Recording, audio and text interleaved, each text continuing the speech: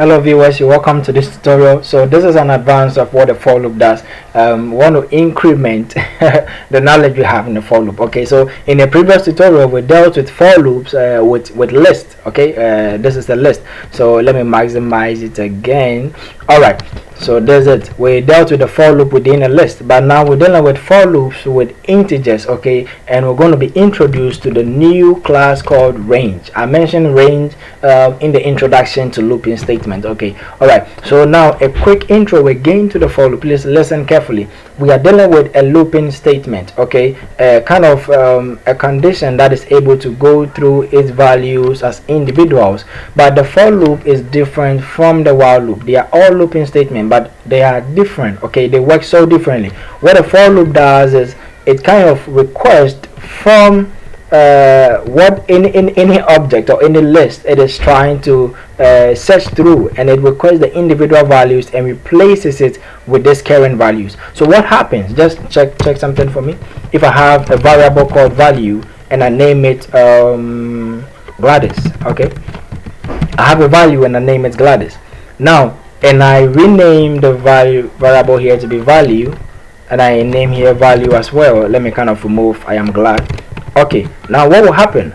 Will it search for value inside names? No.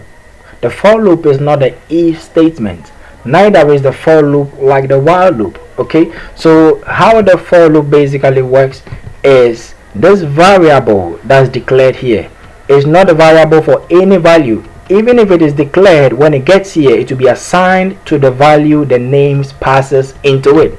I believe you just understood that. Okay, so even if I've declared the value, you have declared the value here, but when it gets there, it will not say for Gladys in names. No, it will not do that mistake. It will be replaced. So the value here will be replaced by the values inside the list, which we've watched in the previous tutorial, because an iterable. So the names will pass its individual values to this variable called value, and it will be printed here. So if I try it, it works the same way. Okay, so in this tutorial we want to learn about the integers. I just gave you this as a quick intro, so we want to learn about integers with respect to for loop. So I have numbers. Okay, I declare a list called numbers, and I have these numbers.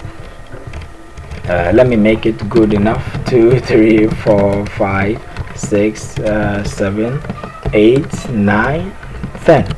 So I will explain what a range does quick enough. It's very good. Okay, so I come and say for number or for current number in numbers. Okay, now you know why I use current number, because in the previous tutorial I said I used that just because of the current number this value passes to it. So you can use any name at all you want at the current number. Alright, then I print current number. Okay, so this is how it basically works. So let's see, if I run the code, it prints each one of the numbers I need.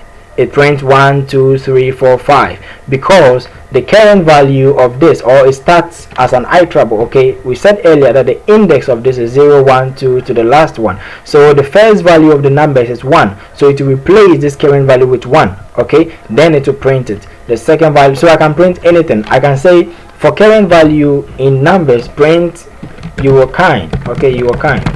So to print you are kind for the number of times we have values within this. So we have 1 2 3 up to 10 values. Okay, so that is what will happen. It will just be printing 10 times. So let's see, you are kind 1 2 3 4 5 6 7 8 9 10. Okay, so it's not necessarily we trying to print this current value. No. So we can say for the number of times you have values in the list, we want to print this. So now this value will be replaced by 1. Okay, and it will print you are kind for 1. All right, and it will be replaced by 2. It will be replaced by 3 4 5 6 to 10. All right, and happening that way, each one of them will have a print of you are kind.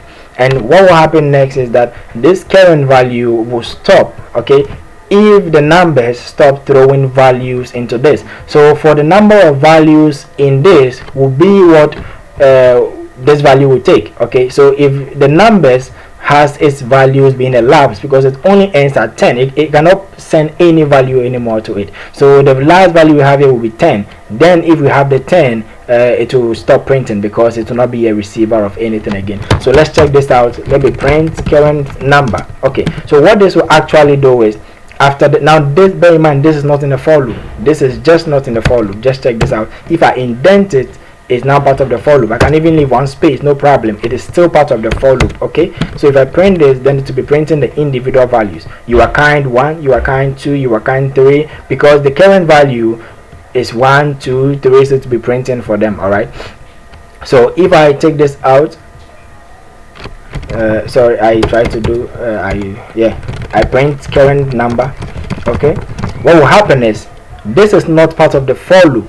So when the for loop is done, before this code will be executed, it just works the same as the if statement. Okay, so when the for loop is done, what are they trying to name? Current number can a whole lot of English up here. All right, so let's see what will happen right now is this current value, or this print current number, will only take place if this condition is done. Okay, just like the for the if statement and the others. So it will not be printing current number 1, current number 2, because this is outside the for loop. So when the for loop is done execution, that is when it will consider printing this one, because that's how Python works. It starts from the top down to the least one. Okay, so this is what will happen. Current value or current number is 1, then it will print you a kind. It will print you a kind for each one of them to the 10th one. Then after, it prints the value for the current number, because this is a variable. This is a variable, but this variable is not predefined by us, and neither is this variable any variable we've predefined. No, it doesn't work that way. But when the for loop is done, this variable becomes useful in your code. Okay, so this variable, you can say, oh, then print to me the last value in the current value. So which means we are printing the last value in the list, which is 10. So let's print it and see. Okay, we have you are kind for 10 times, then we have the final value here, which is 10. Alright, so the reason why I printed 10, not 9, not 8, not 7, not 1, is just because the last value, the numbers, which is a list, passed to the current number was 10. So now the last value is the 10. Okay, so that is why I just printed 10, because the last value it received was 10, and anytime we declare a variable, that is how it works. Okay, so let me just the basic thing of how numbers or the for loop works with numbers. All right, so that is how it works, and let me just kind of explain it to you much better. Okay, if I have a value called 4, all right, and I declare value called 6. Now the value for value is 6, not 4. Why? Because 6 is the latter one. 6 was the last one that was declared. 4 is the first one. Okay, so a guy comes and says, I will marry you. Then he later says, hey, my mama said I shouldn't marry you. So this is the last one. So it will not run, I will marry you. It definitely run, my mama said I shouldn't marry you. You can just slap him if you want. Alright, so let's go. So that is 6, you get it? Because this is where he says, I want to marry you. This is where he says, my mama said I will marry you. So you can also say, I will slap you. Okay, because you deceived me, so I will slap you. Okay, so if I print the last one which will come is I will slap you. Okay, so that is how it eventually works. So the same thing applies to what we've been learning all this while. So the last value in this variable is the 10. So this value is only for the values, the numbers, or this variable is only for the values the list will pass into it. But after, we can use it in our code to kind of print what it contains. So thank you for viewing, and I'm so grateful. Make sure you subscribe, like, and watch the next tutorial. Thank you.